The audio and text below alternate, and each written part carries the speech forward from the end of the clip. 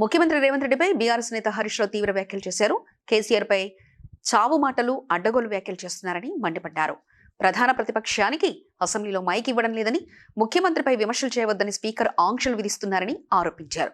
Speaker పక్షవాత వైఖరికి నిరసనగా ప్రస్తుత శాసనసభ సమావేశాలను బీఆర్ఎస్ పార్టీ బహిష్కరిస్తున్నట్లు హరీష్ రావు ప్రకటించారు.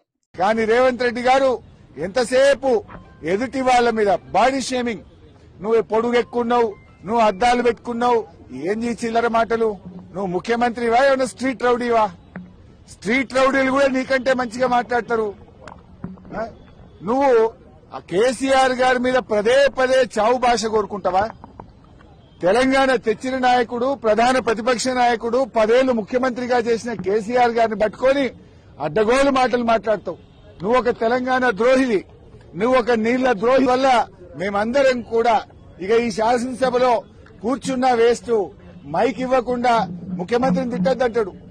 స్పీకర్ గారు ఆన్ రికార్డ్ అక్కడ కూర్చొని మీరు ముఖ్యమంత్రి గారి మీద విమర్శ చేయొద్దు అంటాడు. అనొచ్చా అట్లా స్పీకర్? ముఖ్యమంత్రి గారి మీద మీరు మాట్లాడితే మీ మైక్ కట్ చేస్తా అంటాడు. మరి మేము ఉండేందుకు అసెంబ్లీలా?